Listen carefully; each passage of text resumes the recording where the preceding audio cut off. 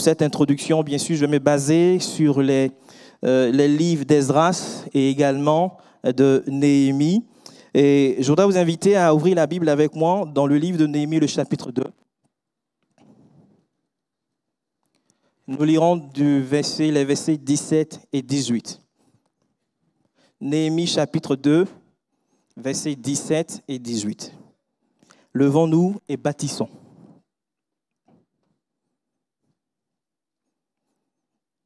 Je vous laisse le temps de chercher ces textes. Néhémie, chapitre 2, versets 17 et 18.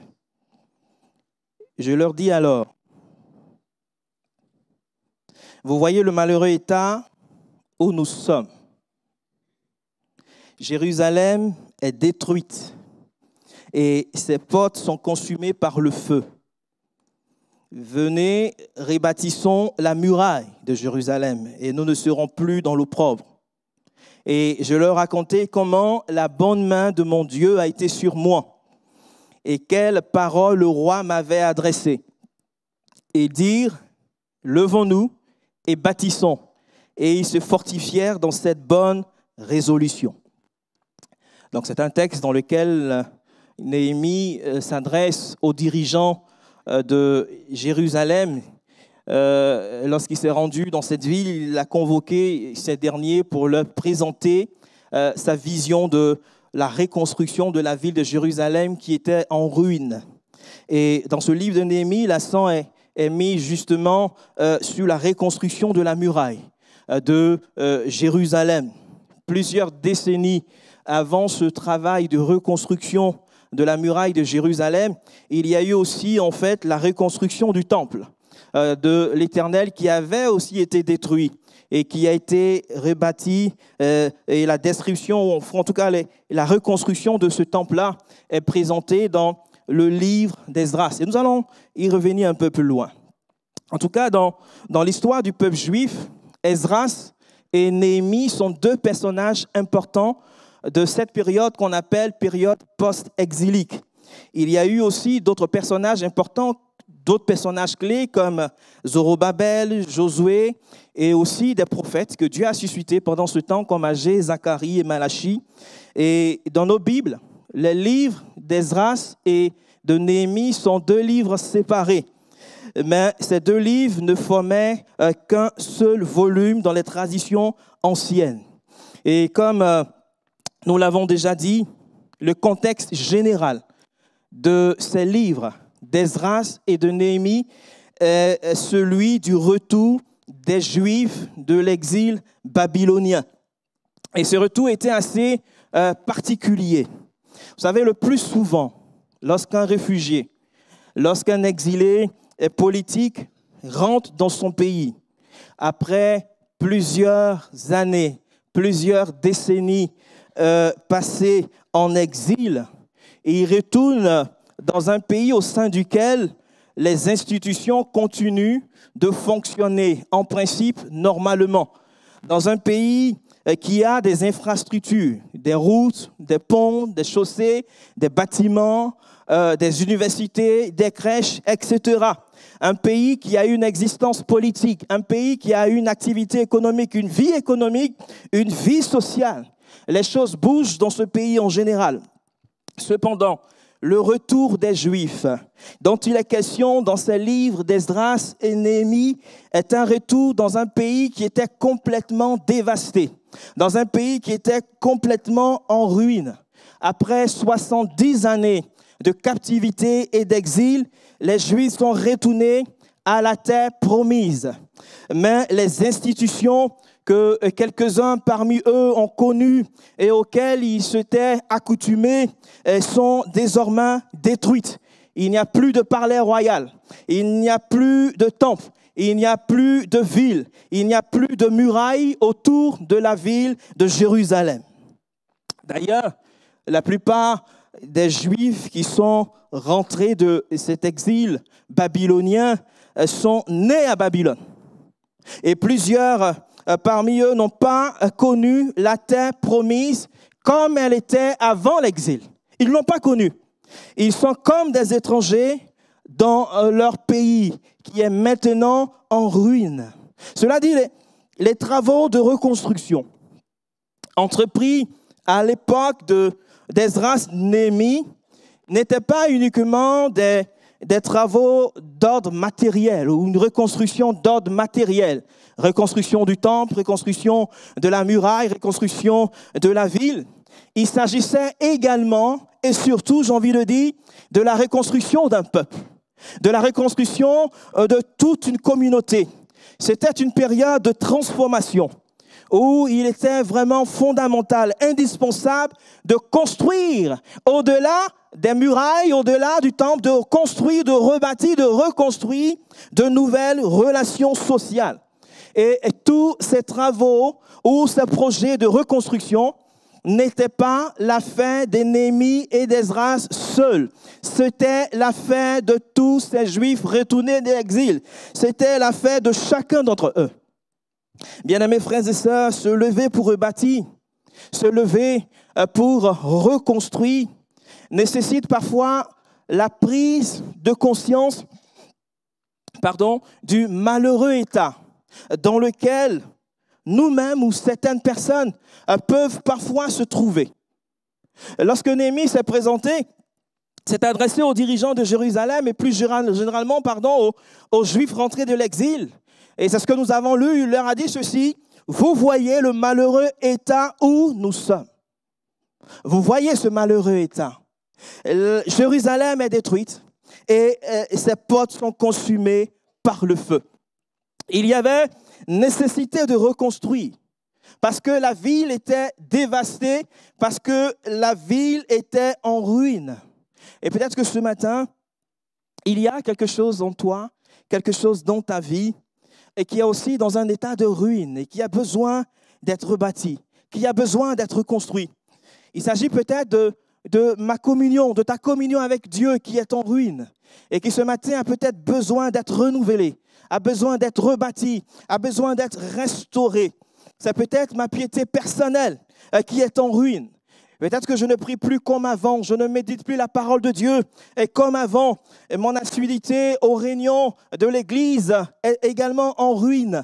Ma passion pour les choses spirituelles est en ruine. Mon zèle pour Dieu est en ruine. Mon premier amour pour Dieu est en ruine. Ça peut être le couple, la relation avec le conjoint qui est en ruine, la relation avec un proche, avec un parent qui est en ruine, avec un enfant qui est en ruine. Ça peut être mes finances qui sont en ruine, à cause peut-être de mauvais choix, à cause peut-être d'une perte d'emploi, à cause peut-être d'un arrêt maladie qui prend du temps, qui s'éternise. C'est peut-être mon entreprise qui est en ruine. Ça peut être sont peut-être mes études qui sont également en ruine. Qu'est-ce qui est en ruine ce matin et qui a besoin d'être reconstruit, qui a besoin d'être rebâti? Ça peut être ma santé qui est en ruine et qui progressivement se dégrade jour après jour, année après année. Ce sont peut-être mes émotions qui sont en ruine. Les choses sont difficiles, tout est compliqué pour moi. Ça peut être tout simplement ma vie même qui est complètement dévastée, complètement détruite, anéantie. Une vie qui est complètement en ruine et qui a besoin de reconstruction. Bien-aimés frères et sœurs, nous sommes à notre premier culte de l'année. Et peut-être que cette rencontre de ce matin pourrait être pour chacun d'entre nous l'occasion d'un nouveau départ. Et peut-être que cette matinée, cette rencontre ce matin pourrait être l'occasion pour chacun d'entre nous, l'occasion d'un nouvel élan dans notre marche avec le Seigneur. L'occasion d'une restauration, l'occasion d'une reconstruction dans un ou plusieurs domaines de notre vie. Par ailleurs, il y a aussi des situations de ruine morale et spirituelle que nous pouvons parfois observer dans nos nations, dans nos villes, dans nos familles, dans certains domaines de la vie courante. Et il suffit simplement d'ouvrir les yeux pour constater ces situations, des situations et des domaines pour lesquels il y a aussi un grand besoin de reconstruction. Et je crois que Dieu est toujours à la recherche de cœurs disposés à bâtir des choses avec lui, par exemple dans l'évangélisation, à bâtir des choses avec lui dans le social, à bâtir des choses avec lui dans l'éducation, à bâtir des choses avec lui dans l'intercession pour les perdus, à bâtir des choses avec lui, des projets de reconstruction, de construction avec lui dans la mission. Est-ce que je veux faire partie de ceux qui voient le malheureux état moral et spirituel dans lequel se trouvent certaines personnes à divers endroits et dans divers domaines? Est-ce que je veux faire partie de ceux qui voient le malheureux état dans lequel se trouve peut-être notre jeunesse, le malheureux état dans lequel se trouve peut-être un conjoint, un proche, un membre de la famille, le malheureux état dans lequel se trouve un collègue de travail, le malheureux état dans lequel se trouvent certaines personnes autour de nous? Est-ce que je veux faire partie de ceux qui se lèvent pour bâtir avec Dieu? Est-ce que je veux faire partie de ceux qui disent « Lèvons-nous et bâtissons pour la gloire de Dieu ». Bien-aimés frères et sœurs, l'époque d'Esdras-Néhémie s'articule autour de 3 grands retours de l'exil babylonien. Et ces 3 grands retours marquent par la même occasion 3 grandes périodes de reconstruction, 3 grandes périodes de restauration au sein du peuple qui est revenu de l'exil.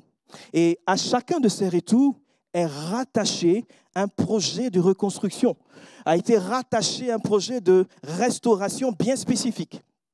Alors, je vais ce matin essayer de résumer chacun de ces retours et les projets associés parce que c'est assez vaste. Il faut parcourir Esdras, Néhémie et peut-être même également associer ces prophètes-là qui ont exercé leur ministère dans cette époque, Agé, Zacharie et Malachie. Donc, ce n'était pas évident de résumer ces grands retours et les projets associés, mais on va essayer de le faire et on va essayer ce matin surtout de tirer quelques applications pour nous, parce que c'est ça, je dirais, le plus important. Et le premier retour qui s'est fait,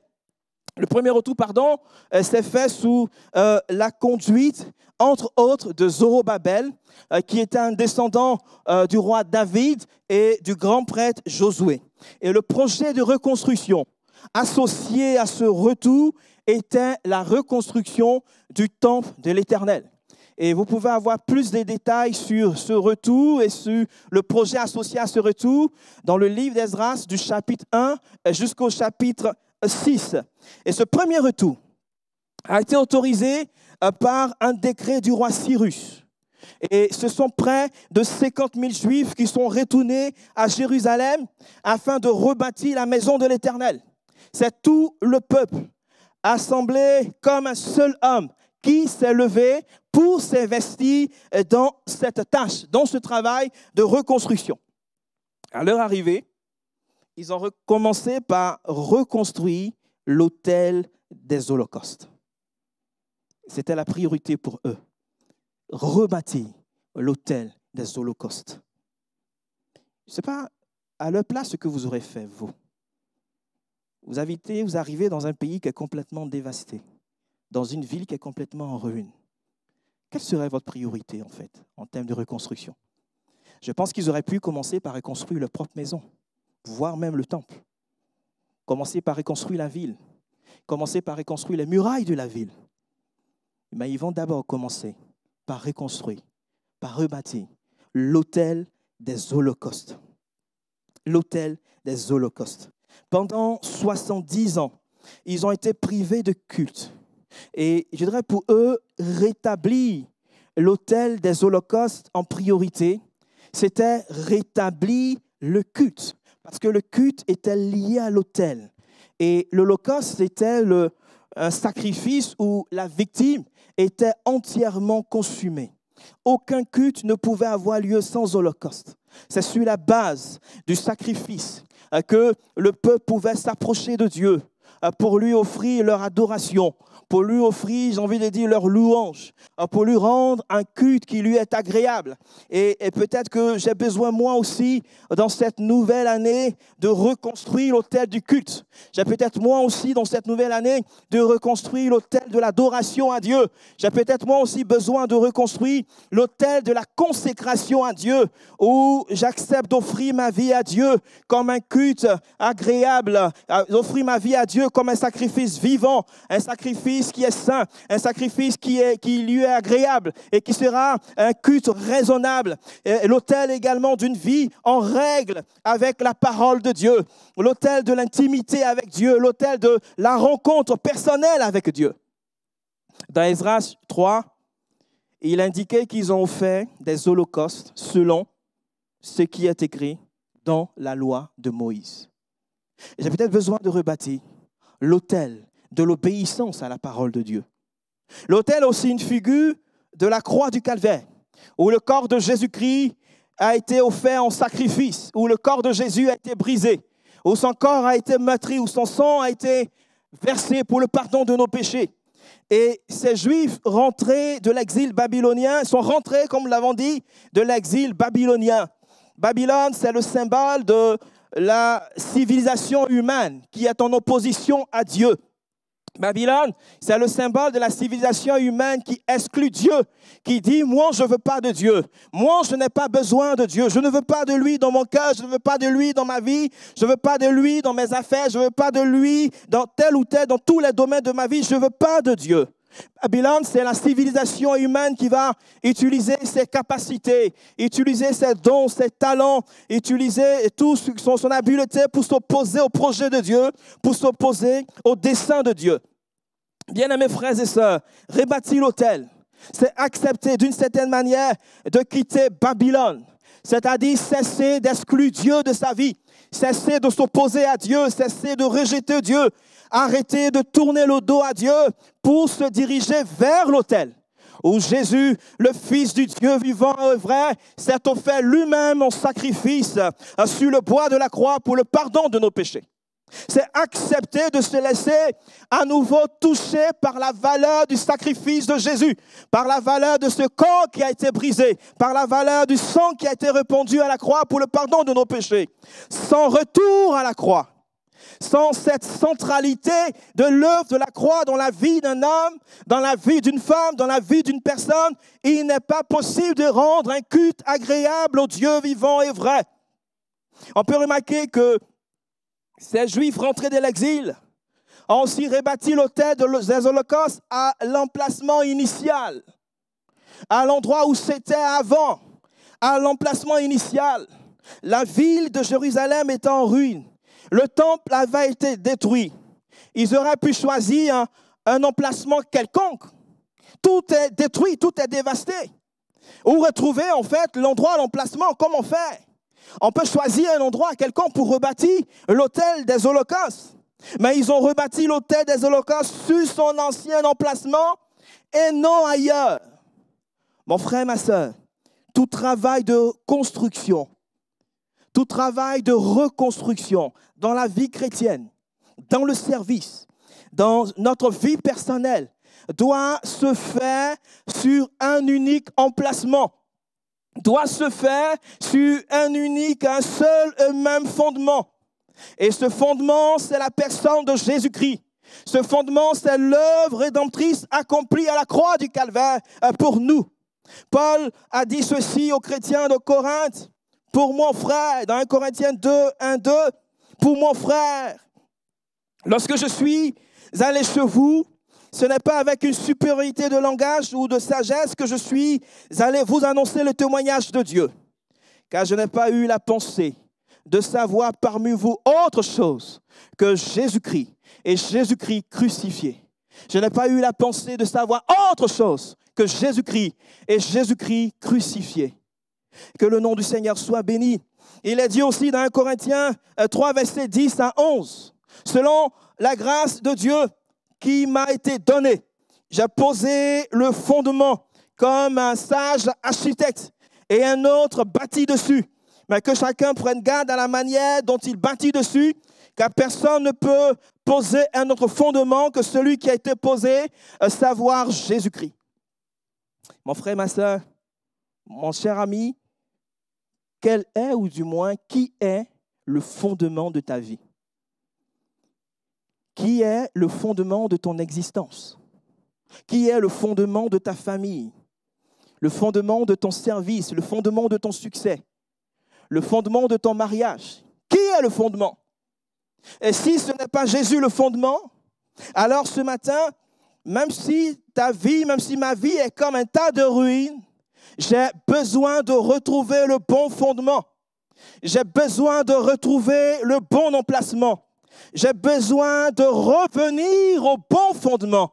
J'ai besoin de revenir ce matin au bon emplacement. Et le bon emplacement, c'est Jésus. Le bon emplacement, c'est la croix du Calvaire.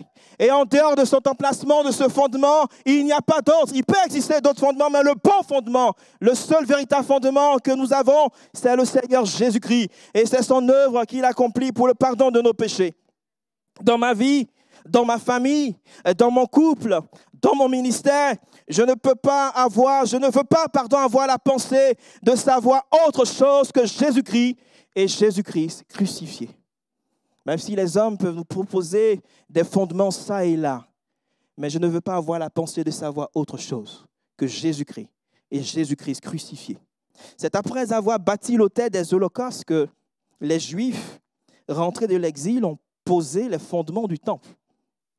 Malheureusement, à peine ils venaient de poser les fondements du temple et que des ennemis se sont dressés contre eux pour les empêcher d'avancer dans la réalisation des travaux de reconstruction du temple. La reconstruction du temple a été interrompue pendant plusieurs années et à cette époque, les prophètes Agé et Zacharie ont joué un rôle important pour encourager le peuple à renouveler ses efforts pour la reconstruction du temple. Les travaux ont repris. Après plusieurs années d'interruption ayant été achevés, le temple a été inauguré et la Pâque a été célébrée. Et dans la pensée des prophètes comme Agé et Zacharie, la reconstruction du temple n'était pas une fin en soi. Le temple représentait la demeure de Dieu. Le temple représentait la présence visible de Dieu au sein de son peuple. Et la destruction du temple par les Babyloniens était survenue après le départ de la gloire de l'Éternel. Ce n'était pas seulement le peuple qui a connu un départ en exil, j'ai envie de dire. Et ce départ en exil, a été précédé d'un autre départ en exil, celui de la gloire de l'Éternel. Et le prophète Ézéchiel en parle. Et ce départ en exil de la gloire de l'Éternel a entraîné une crise de la présence de Dieu au sein du peuple. Et c'est pourquoi, dans l'esprit des prophètes comme Agé et Zacharie, reconstruire le temple, c'était inviter l'Éternel à revenir au sein de son peuple. Inviter Dieu à revenir, reviens au sein de son peuple. Et peut-être que je suis aussi confronté à une crise de la présence de Dieu dans ma vie personnelle, dans ma famille. Peut-être que ce matin, je réalise que mon corps a cessé d'être le temple du Saint-Esprit.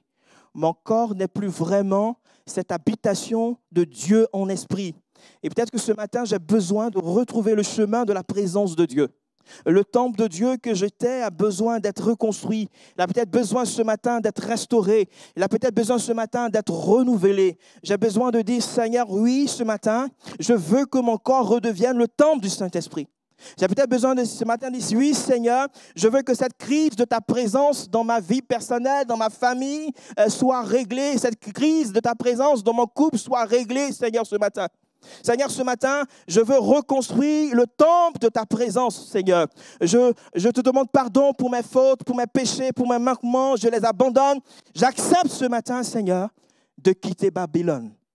J'accepte ce matin, Seigneur, de cesser de t'exclure de ma vie, de m'opposer à toi, de m'opposer à ta volonté, de m'opposer à ta parole, de m'opposer à tes desseins pour me diriger vers l'autel de la croix.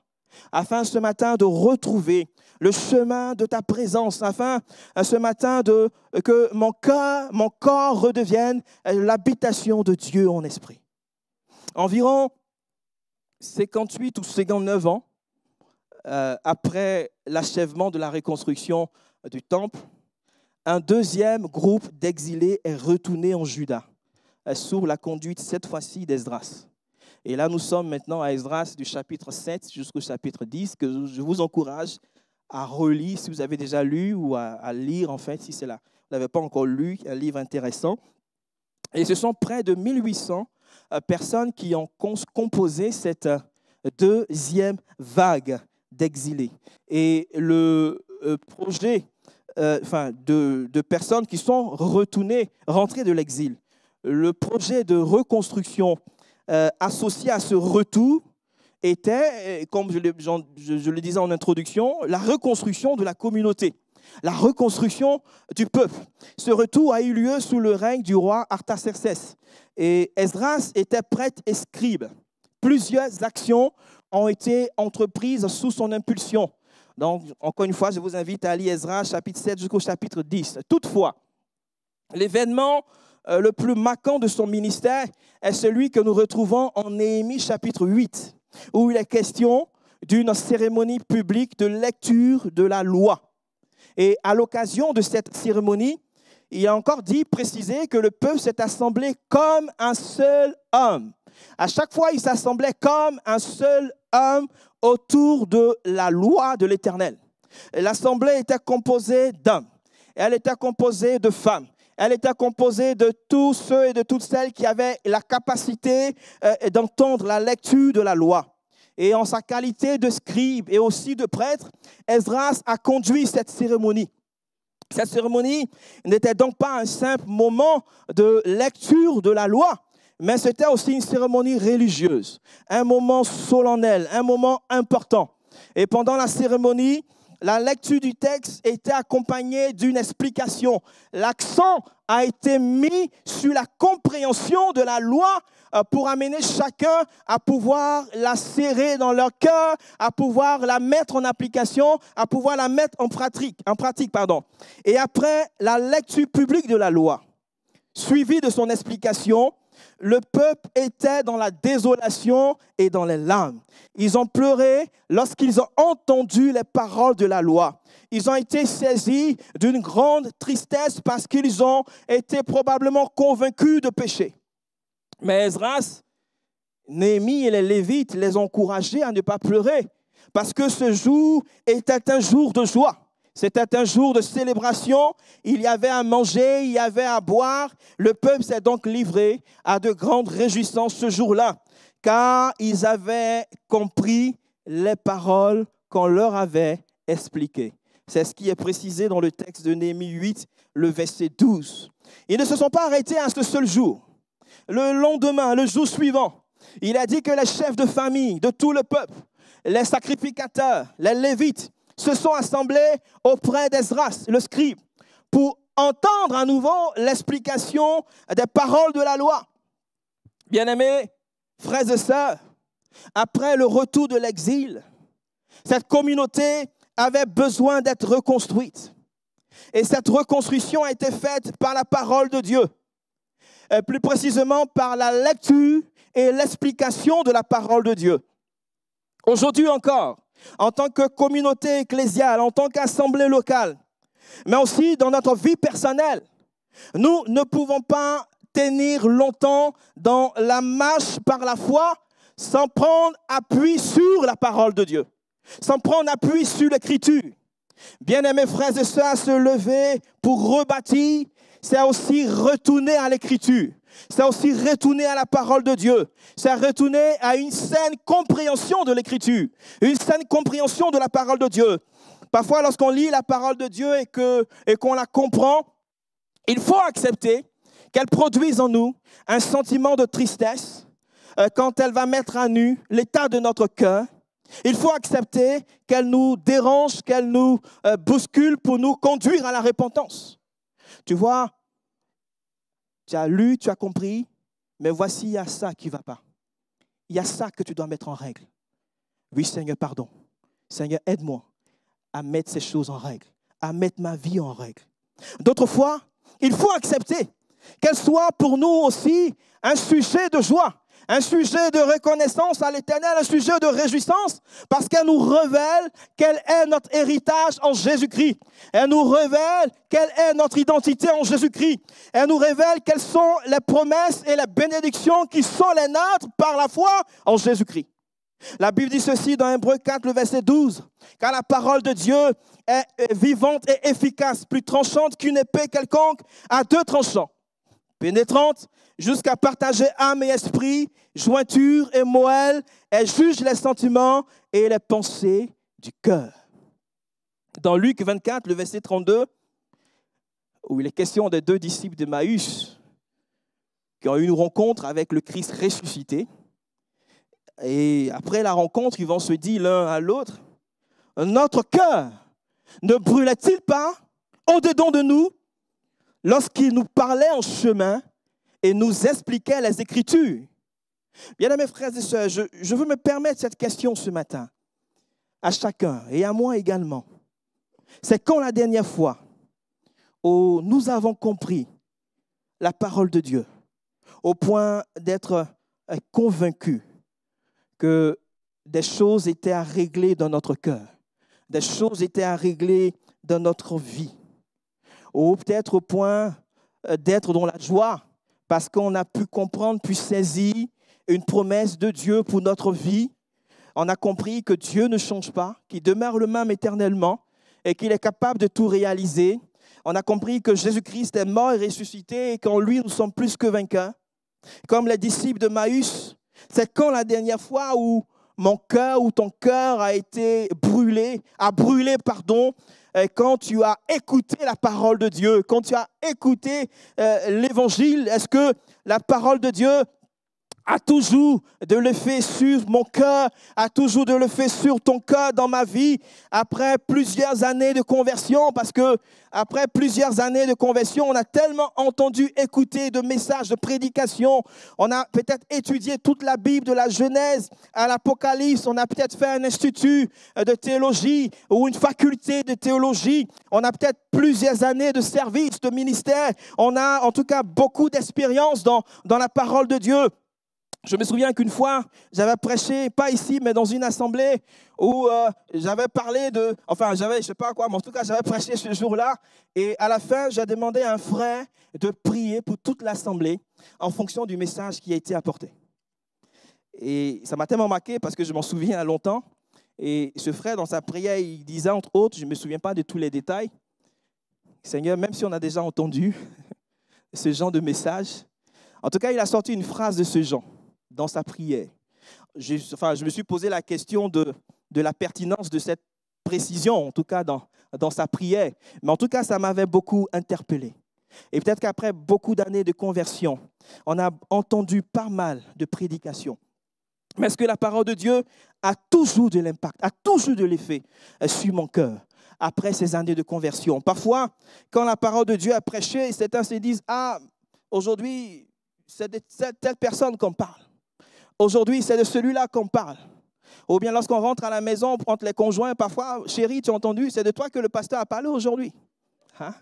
Bon, je ne sais pas si ça vous arrive, hein? Souvent, c'est de toi qu'il était question aujourd'hui dans la prédication. Parfois, c'est ce qu'on se dit. Bien-aimés frères et sœurs, lorsque la parole de Dieu est prêchée, ou lorsque je la médite personnellement, il est important, il est fondamental que je réalise que c'est la parole de Dieu aussi pour moi. C'est la parole de Dieu aussi pour ma vie. Pour que je change, pour que je sois transformé, pour que je sois touché, je dois saisir cette parole de Dieu. Pour moi également. Et peut-être que j'ai besoin de rebâtir encore aujourd'hui un cœur sensible à l'Écriture. Un cœur sensible à la parole de Dieu. Un cœur qui se laisse toucher par la parole de Dieu. Un cœur qui se laisse saisir par la parole de Dieu. Un cœur obéissant à la parole de Dieu. Un cœur qui continue de brûler pour la parole de Dieu lorsqu'il entend, lorsqu'il écoute l'Écriture, lorsqu'il entend la parole de Dieu, qui brûle soit de tristesse parce qu'il est convaincu de péché, ou qui brûle de joie parce qu'il a compris plein de choses pour la gloire de Dieu lorsqu'il entend la parole de Dieu. Est-ce que mon cœur continue de brûler? 13 années après le retour de la deuxième vague sous la conduite d'Esdras et environ 70 ans après la reconstruction du temple, il y a eu un troisième retour avec Néhémie, cette fois-ci, et ses serviteurs. Et là, on est complètement dans le livre même de Néhémie, que je vous invite aussi à lire. Et je vais juste parler de quelques aspects, pas de tout. Et le projet de reconstruction associé à ce troisième retour était la reconstruction de la muraille de Jérusalem. Le temple avait été reconstruit, mais les Juifs rentrés de l'exil n'avaient aucune protection et ne bénéficiaient d'aucune sécurité. En plus de cela, l'élan de reconstruction qui caractérisait ce peuple-là s'est arrêté, il s'est stoppé. Il y avait encore des ruines dans la ville, en particulier celle des murs de Jérusalem. Et cette situation est parvenue aux oreilles de Néhémie. Et cela ne l'a pas laissé indifférent. Lorsqu'on voit Néhémie chapitre 1, où il va prendre un temps pour se placer devant le Seigneur, et lorsqu'il va entendre recevoir les nouvelles de Jérusalem. Néhémie était les chansons du roi Artaxerxès, c'est-à-dire il était la personne en charge de servir le vin ou encore des boissons au roi. Et un jour, alors qu'il était en train d'effectuer son service auprès du roi, le roi s'est aperçu de l'expression de son visage. Et le roi a entamé une conversation, une discussion avec Néhémie qui a abouti à la question suivante. De la part du roi, pourquoi as-tu mauvaise mine? C'est même arrivé à Néhémie d'avoir mauvaise mine. Pourquoi as-tu mauvaise mine? Tu ne me sembles pourtant pas malade. Ce ne peut être qu'un chagrin de cœur. Néhémie 2, verset 2. Et dans sa réponse, Néhémie a déclaré ceci au roi.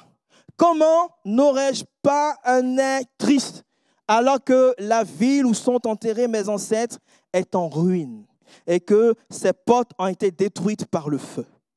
Jérusalem était en ruine. C'était la cause de la tristesse de Néhémie. Le roi a été sensible à cette déclaration de Néhémie, à ces paroles de Néhémie. Il lui a donc demandé, mais ok, j'ai entendu ce que tu as dit, mais qu'est-ce que je peux faire? Quelle aide je peux apporter? Néhémie a d'abord prié, probablement silencieusement, avant de donner sa réponse au roi. Ensuite, il a demandé au roi de le libérer pendant quelques années de son service à la cour royale pour aller rebâtir la ville de ses ancêtres qui était en ruine et revenir plus tard. Le roi lui a accordé cette autorisation, sa permission. Et lorsque Néhémie est arrivé à Jérusalem, il a fait, après une visite, un état des lieux, il va faire appel aux dirigeants du peuple pour leur présenter sa vision de la reconstruction de la ville de Jérusalem. Et ces derniers ont répondu favorablement à l'appel de Néhémie en déclarant ceci, et c'est ce que nous avons lu également au verset 18, Néhémie 2, 18, « Lèvons-nous et bâtissons ». Levons-nous et bâtissons. Et c'est comme s'il disait à Néhémie, mais nous sommes avec toi. Nous partageons cette vision que tu viens de nous présenter. Nous n'allons pas te laisser rebâtir seul les murailles de Jérusalem. C'est ensemble que nous allons effectuer ce travail de reconstruction. Bien-aimés, reconstruire le temple était important. Mais les murs de Jérusalem avaient aussi besoin de reconstruction. La muraille avait un double enjeu. Elle permettait d'établir une séparation entre le peuple de Dieu et les populations étrangères environnantes. La muraille était également un moyen de défense contre les assauts de l'ennemi. La muraille servait de sécurité pour servir à la sécurité des habitants de la ville. La muraille, en tant que séparation, nous parle de la séparation d'avec le monde. Mon frère, ma soeur, lorsqu'il n'y a plus de muraille, lorsqu'il n'y a plus aucune séparation entre le monde et nous, les choses du monde peuvent rentrer facilement. Les choses du monde peuvent s'infiltrer facilement et nous corrompre. La Bible nous déclare ceci, que nous sommes dans le monde, mais nous ne sommes pas du monde. Et si peut-être je me suis compromis avec les choses du monde, peut-être que le Seigneur ce matin m'invite simplement à rebâtir la muraille de la séparation entre moi et le monde. Il m'invite ce matin à rebâtir cette muraille. Ce monde, ici, comprenons-nous bien, ce monde invisible, ce monde spirituel, dominé par Satan, avec tout ce qu'il va proposer pour s'opposer à Dieu, pour s'opposer au dessein de Dieu. Et peut-être que j'ai besoin de rétablir, de reconstruire cette muraille-là entre les choses du monde et moi. Peut-être que le Seigneur m'invite ce matin à le faire, à sortir du monde pour m'attacher à lui et à lui seul. La muraille en tant que moyen de protection, bien évidemment, on va nous parler de la protection que nous avons en Jésus-Christ. C'est Christ qui est notre sécurité. C'est Jésus-Christ qui est la sécurité de l'enfant de Dieu. Et si, en ce moment, il y a comme des assauts de l'ennemi contre toi, ce matin, je voudrais t'encourager pour te dire qu'en Jésus-Christ, tu es gardé précieusement. Si des malédictions semblent se dresser contre toi, sache que plus aucune condamnation ne subsiste contre ceux qui sont en Jésus-Christ. j'ai peut-être dit ça plusieurs fois déjà lorsque j'étais adolescent et que j'ai été projeté un jour alors que je revenais d'une évangélisation avec des frères en Christ. J'étais projeté par une voiture qui est venue en toute vitesse et qui m'a projeté. Et les frères avec qui j'étais ont eu le temps de voir et ils ont pu se mettre à l'abri. Et moi, je n'ai rien vu arriver. J'ai juste entendu un bruit et puis boum, c'est parti en fait. Ça allait tellement vite. Et les frères, à un moment donné, me cherchaient, ils ne me voyaient pas. Ils ont pensé que j'étais sous le véhicule, en fait, qui m'avait percuté et que j'étais déjà parti. Donc, ils cherchaient mon corps, ils criaient mon prénom, ils ne me voyaient pas. Et il y a quelqu'un qui leur a dit, non, il est ici, il est à l'intérieur, à cet endroit. Et le monsieur qui assistait à toute la scène, moi, je n'ai pas pu discuter avec lui, mais il expliquait à ma mère qu'il a tout vu. Il m'a vu quand le véhicule m'a projeté dans les airs. Mais en fait, il ne sait pas comment je me suis retrouvé à l'abri quelque part, en sécurité. Il a eu l'impression, et ce sont ses propos, c'est ce qu'il dit, que quelqu'un m'avait porté et qui m'a posé tout doucement. Parce qu'effectivement, je n'ai eu aucune fracture. Et je n'ai rien eu en fait, rien eu. Et même un jour, quelqu'un qui trafiquait un peu avec l'occultisme, à qui on annonçait l'évangile aussi, et à qui on expliquait comment ça s'est passé, et puis également qui a vu les lieux de l'accident, lorsqu'il m'avait vu une fois un jour dans la rue, il a voulu m'éviter. Parce que les gens qui trafiquent avec l'occultisme, souvent ils sont un peu superstitieux, tout ça. Donc pour lui en fait, j'étais mort et je suis revenu à la vie. Voilà. C'était ça un peu sa conception. J'étais mort, j'étais revenu à la vie. Bien-aimés frères et sœurs, j'ai dit tout ça pour dire que l'Éternel est celui qui nous porte. L'Éternel est celui qui nous garde. L'Éternel est celui qui veille sur nous. C'est lui qui veille, qui nous garde à l'aller, à l'arrivée. Il est toujours avec nous. Il ne nous abandonne jamais. C'est lui qui est notre sécurité. C'est pourquoi je n'ai rien à craindre. Et peut-être que ce matin, quelqu'un réalise qu'il n'y a plus aucune muraille de protection autour de sa vie, autour de ses enfants, autour de sa famille, contre les assauts de l'ennemi de nos âmes. Parce que tout simplement, tu t'es éloigné de Dieu. Ce matin, cette muraille peut être rebâtie. Ce matin, cette muraille peut être reconstruite. Pour cela, il te suffit simplement de revenir à Jésus-Christ. Parce que c'est en lui seul que tu peux être en sécurité. C'est en lui seul que tu peux être gardé précieusement. Tu seras en sécurité, toi et ta famille, si ce matin tu reviens à Jésus-Christ. Le travail de Néhémie et du peuple n'a pas consisté seulement à relever la muraille. Il fallait aussi restaurer les portes de la ville. Les portes de la ville avaient été consumées par le feu. Et vous savez, dans une ville, le contrôle de ce qui entre et de ce qui sort passe par le contrôle des portes, ou on pourrait dire encore par le contrôle des frontières de la ville. Et il était donc important, en plus de rebâtir la muraille, de rebâtir aussi, de reconstruire les portes de la ville. Bien-aimés frères et sœurs, de la même manière, nous devons contrôler ce qui entre dans notre cœur. Et contrôler ce qui entre dans notre cœur passe par le contrôle des portes qui donnent accès à notre cœur, c'est-à-dire ce que nous regardons avec nos yeux, ce que nous écoutons avec nos oreilles. Et peut-être que j'ai besoin aujourd'hui de rebâtir des garde-fous pour contrôler, pour filtrer ce qui entre dans mon cœur. La Bible dit ceci, garde ton cœur plus que toute autre chose, car de lui viennent les sources de la vie. Et peut-être demander au groupe de louanges de s'avancer et conclure. Conclure pour dire que ces projets de reconstruction pouvaient paraître irréalistes, irréalisables. Mais avec celui qui est capable de rebâtir sur des ruines, l'impossible est devenu possible. Cette reconstruction était l'affaire de tout un peuple. Elle était l'affaire de chacun. Et pour la muraille de Jérusalem, la reconstruction de cette muraille, plusieurs groupes ont travaillé à cette reconstruction. À chaque ouvrier, une tâche, un rôle spécifique a été confié. Et ce n'était pas l'affaire de spécialistes. On pourrait dire pour la reconstruction, il faut être un spécialiste pour le faire, etc. Je ne suis pas un spécialiste des travaux, des chantiers, etc. C'était l'affaire de tout le monde. Et c'était toutes catégories sociales confondues. Il y avait des prêtres, il y avait des artisans, il y avait des paysans, des marchands, un parfumeur, un scribe, des femmes, des jeunes gens, etc. Ils se sont levés tous ensemble pour effectuer ce travail de reconstruction dans un esprit d'équipe. Et comme nous l'avons dit, ces travaux de reconstruction, à l'époque d'Esdras-Néhémie, se sont articulés autour de 3 retours d'exilés. On pourra aussi parler de 3 générations.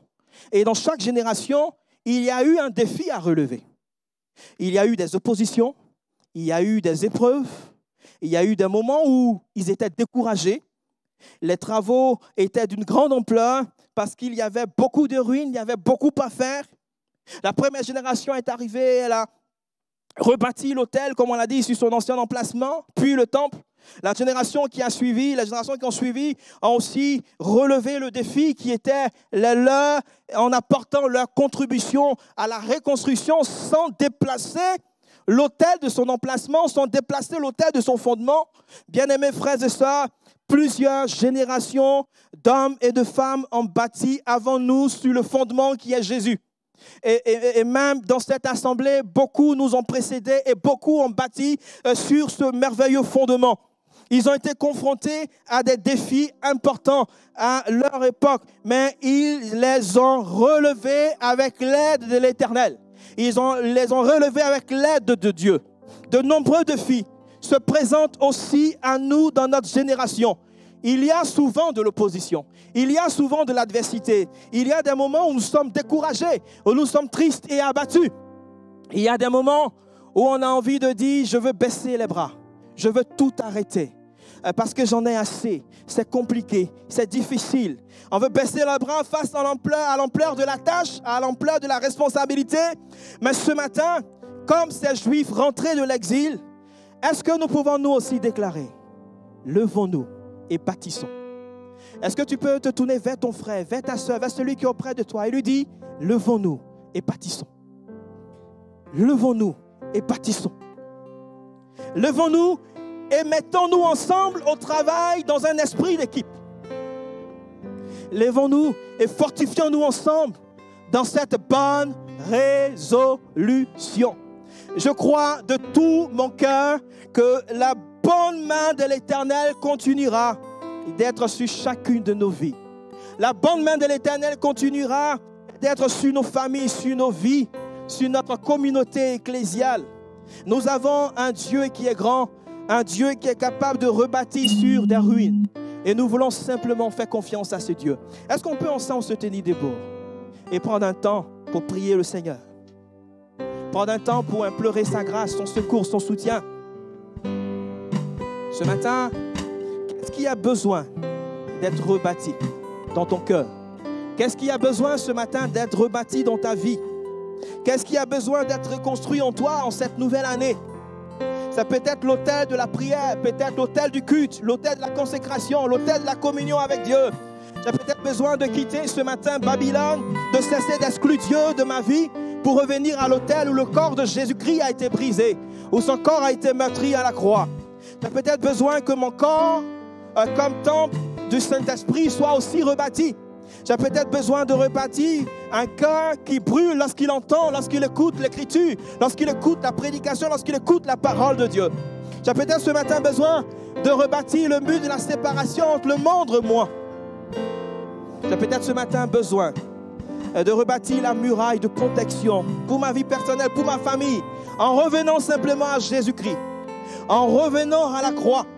J'ai peut-être ce matin besoin que ma santé soit rebâtie, que ma santé soit reconstruite.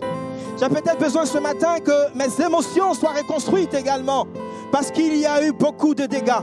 J'ai reçu beaucoup de coups dans la vie. J'ai reçu beaucoup de mauvaises paroles. Et ce matin, j'avais besoin de dire, Seigneur, reconstruis mes émotions. Rebâtis mes émotions. Seigneur, reconstruis ma vie. J'ai peut-être besoin que mes finances, que mon entreprise, que mes études soient rebâties. J'ai peut-être besoin que ma relation avec mon conjoint qui s'est dégradée depuis des années soit rebâtie. Ou avec un enfant, un parent, un proche.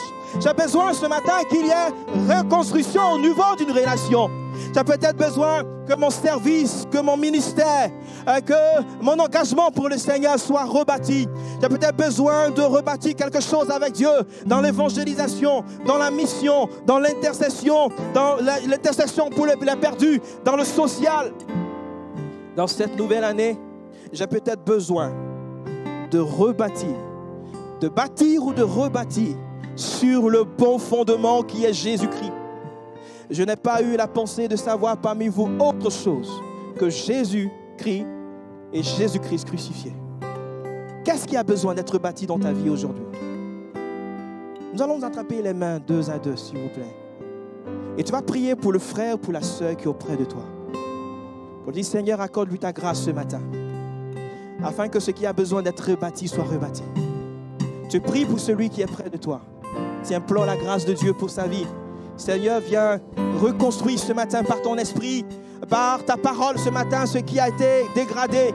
Que ce qui est en ruine ce matin soit restauré, soit renouvelé par ton action ce matin. Seigneur, viens agir ce matin. Nous voulons, Seigneur, ce matin te bénir. Parce que nous croyons en un Dieu qui est capable de rebâtir sur des ruines. Seigneur, ce matin, nous te prions d'étendre ta main. Seigneur, je ne sais pas dans quel état de ruine, Seigneur, est la vie de mon frère, de ma soeur. Dans quel état de ruine est un domaine ou plusieurs domaines, Seigneur, de nos vies ce matin. Mais nous croyons que, Seigneur, tu es capable de rebâtir ce matin quelque chose de nouveau. Tu es capable de rebâtir ce matin quelque chose de complètement différent, Seigneur. Et je prie, Seigneur, ce matin, afin qu'il y ait ce travail de reconstruction dans les cœurs, dans la vie, au nom de Jésus. Si les émotions ont besoin d'être renouvelées, qu'elles soient renouvelées ce matin. Si une santé a besoin d'être reconstruite, rebâtie, qu'elle soit reconstruite ce matin, Seigneur. Étends ta main, notre Dieu, et glorifie ton nom, Seigneur. Nous voulons, notre Dieu, rebâtir sur le bon fondement qui est Jésus. Nous voulons prendre appui sur le bon fondement qui est Jésus.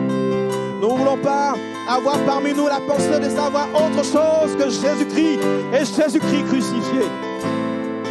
Ce matin, étends ta main, glorifie ton nom dans les cœurs, glorifie ton nom dans la vie. Agis, Seigneur, et viens par ton esprit, par ta parole ce matin.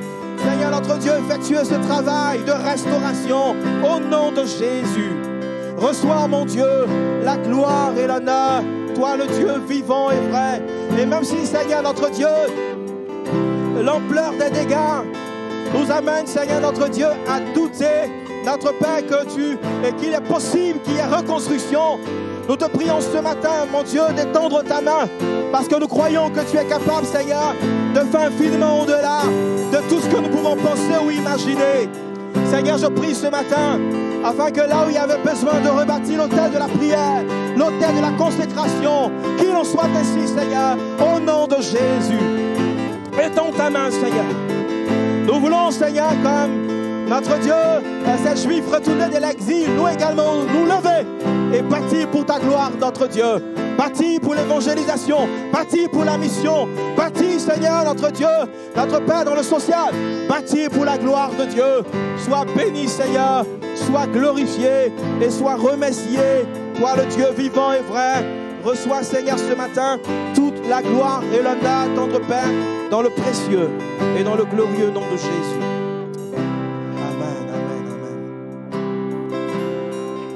Gloire au Seigneur. Que le nom du Seigneur soit béni. Amen.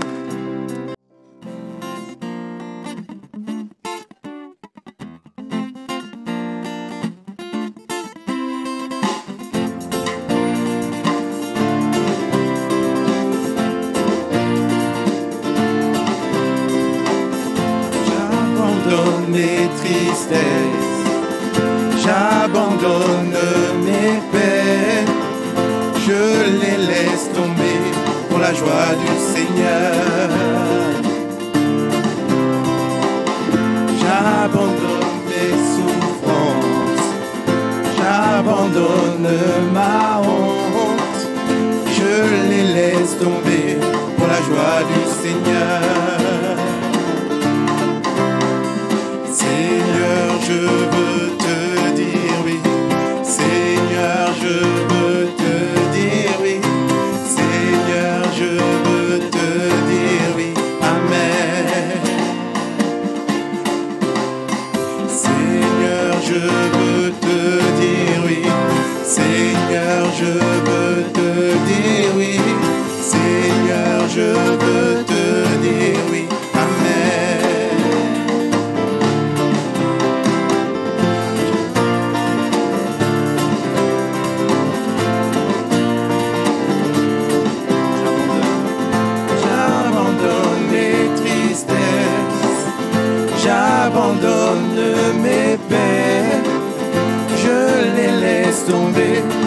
joie du Seigneur.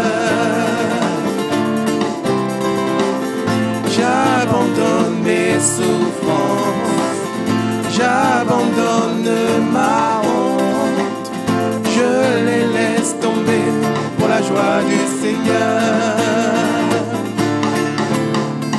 Seigneur, je veux te dire oui. Seigneur, je veux te dire oui. Seigneur, je veux te dire oui. Amen. Seigneur, je veux te dire